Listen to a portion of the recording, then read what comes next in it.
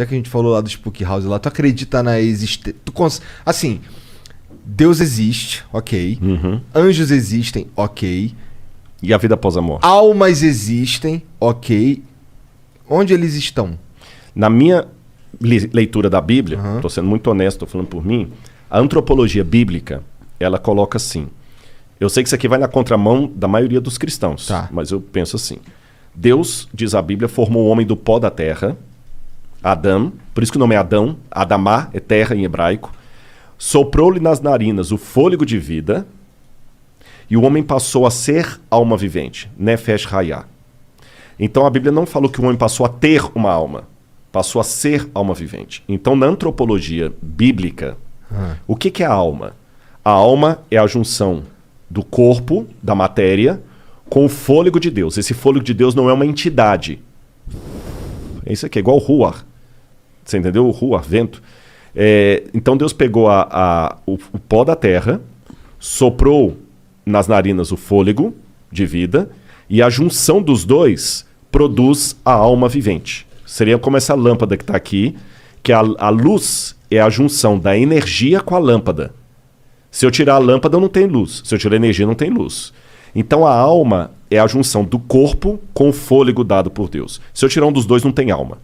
Se não tem alma, o que acontece com as pessoas quando elas morrem? Eu entendo, pelas pesquisas que eu fiz da Bíblia, que até a ressurreição de Jesus, na volta de Jesus, todos os mortos estão dormindo o sono da morte. Tanto é que uma curiosidade, eu sei que mas as igrejas não fazem isso, a igreja católica tem a missa de sétimo dia, os espíritas conversam com os mortos e tudo mais. Eu estou dando a minha leitura da Bíblia. A palavra cemitério, se o pessoal der uma googada depois, eles vão confirmar o que eu estou falando. Quem deu o nome de cemitério para o cemitério foram os cristãos primitivos. Porque quando eles sepultavam os mortos deles, eles não podiam colocar no cemitério judeu, que os judeus não deixavam. Não podiam colocar na necrópolis dos romanos, porque também não deixavam. Então os primeiros cristãos começaram a fazer túneis debaixo da terra, numa propriedade doada por Flávio Domitila, e começaram a construir as famosas catacumbas de Roma. Só que catacumba foi um nome pejorativo que os pagãos deram. Aí os cristãos resolveram não chamar o lugar dos mortos de catacumba, mas de coemiterion. Coemiterion, em grego, de onde vem a palavra cemitério, significa dormitório. Então, se os cristãos chamaram o lugar dos mortos de dormitório, que essa era a crença deles, o próprio credo apostólico, que é um dos mais antigos, é rezado em muitas missas católicas, creio em Deus Pai Todo-Poderoso, no final fala assim, creio na ressurreição da carne. Se a pessoa já está no céu, para que ela vai voltar para ressuscitar? Até a minha Deve estar falando de Jesus, na ressurreição da carne de Jesus. Não. Creio, não, falando assim, porque fala assim, creio em Deus Pai Todo-Poderoso, Criador do céu e da terra, creio em Jesus Cristo, seu único Filho, nosso Senhor, que foi concebido pelo Espírito Santo, nasceu de Maria Virgem, padeceu sob Pôncio Pilatos, foi crucificado, morto e ressuscitado. Então ele falou da ressurreição de Jesus. Fechou Jesus. Creio na ressurreição dos mortos, na ressurreição da carne e na vida eterna. Amém. Lá no final. Então já passou de Jesus. E a promessa bíblica é a ressurreição de todos. Então, quer dizer, se sua mãe morreu, ela não vai entrar no céu antes de você. Você está entendendo? Todos vão juntos. Paulo fala assim, que num abrir e fechar de olhos, ao soar da última trombeta, descerá do céu, e os mortos em Cristo ressuscitarão primeiro. E Paulo fala assim, nem todos dormiremos. A ideia de uma alma imortal, porque mesmo os gregos, os egípcios, não tinham essa ideia de imortalidade da alma que nós temos hoje. Quando você fala Ka no egípcio, eles entendiam que a Ka, que é alma em egípcio, era um elemento que precisava de um corpo material para existir. Então você vê que mesmo na cultura egípcia mais antiga, a ideia é que a alma não é uma entidade etérea. Ela precisa de um corpo. Também na Suméria. Por isso que eles faziam múmias? Por isso faziam múmias, exatamente. Aí quando veio Platão que começou a falar do mundo das ideias e separar a ideia da matéria, e a psique, em grego, que é a alma, pertencia ao mundo das ideias, coisa imaterial. E a partir de Platão, que começou então uma antropologia dualista, separando alma de corpo, essa visão platônica entrou no mundo dos judeus, que é o helenismo, dominou o mundo, que mesmo Roma sendo a senhora do mundo, quem dominava culturalmente ainda eram os gregos. Aliás, Burns diz que nós pensamos como pensamos porque os gregos pensaram como pensaram. E até hoje as pessoas têm essa visão platônica da alma como sendo uma entidade etérea que vive fora do corpo. Então, por isso que eu acredito que todos os que morreram, com raras exceções, porque a Bíblia fala que alguns ressuscitaram quando eles morreram, raríssimo, não vou falar das exceções. Todos os que morreram estão dormindo no pó da terra, aguardando a volta de Jesus. Na minha opinião, ninguém agora está ainda na glória com Deus. Até um dos textos que muita gente pensa que promete a vida eterna é o texto do ladrão na cruz, onde Jesus falou, em verdade digo que hoje estarás comigo no paraíso. A minha tese de doutorado na Universidade Católica foi sobre o grego desse texto.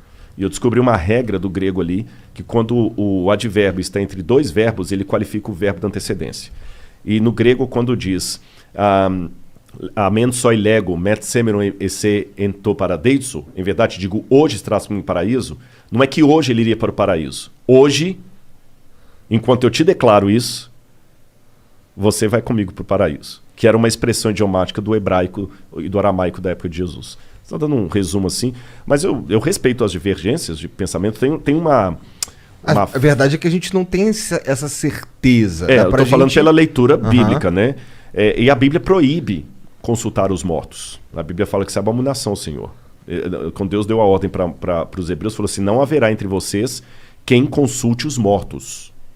Os mortos não sabem coisa nenhuma. Para eles tudo jaz no esquecimento. Não é? Agora, eu estou apresentando essa minha posição aqui, mas eu quero deixar claro uma coisa. Tem uma frase, ela já foi atribuída a Santo Agostinho, já foi atribuída a Tertuliano.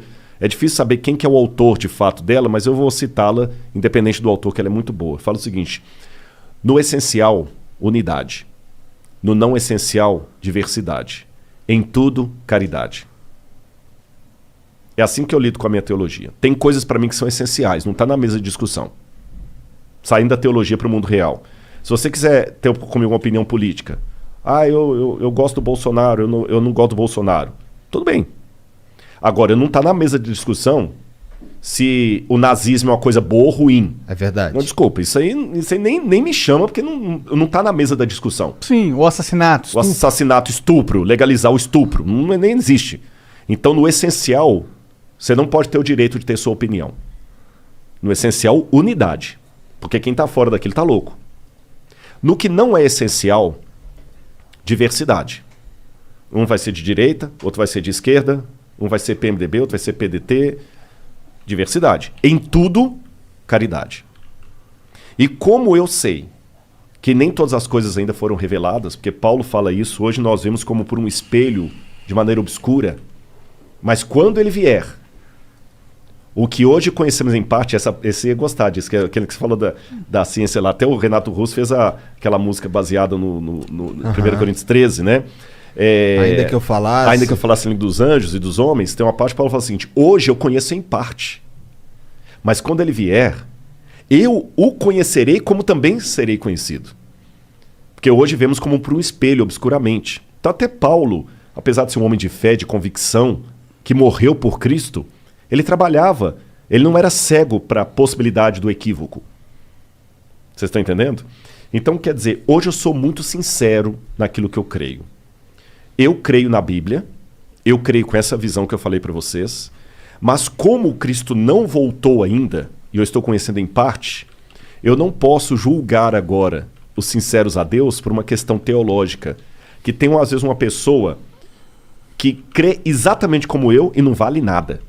E tem um outro, às vezes, que está do outro lado lá, que ele está fazendo agora uma oração para Maria, acreditando que Maria vai atendê-lo. E está sendo a oração mais fervorosa. Tem uma música do Padre Zezinho que fala o seguinte, às vezes o ateu que faz perguntas é mais sincero do que eu. Então, hoje, até que tudo se esclareça, você não pode julgar as pessoas pela crença teológica que elas apresentam. Isso não significa, deixando claro, isso não significa que eu não deva me posicionar teologicamente. Você entendeu? Não é um caso assim para ficar bem aqui na fita com todo mundo. Se você perguntar assim, Rodrigo, o que você acha das entidades espíritas, da entidade mediúnica? Você acha que realmente há uma aparece ali? Aí eu fico caladinho aqui e não falo nada só para passar de politicamente correto. Politicamente correto, não. Eu tenho que posicionar. Eu tenho que respeitar a opinião do outro e falar assim, não é. Pra mim não é. Por causa disso.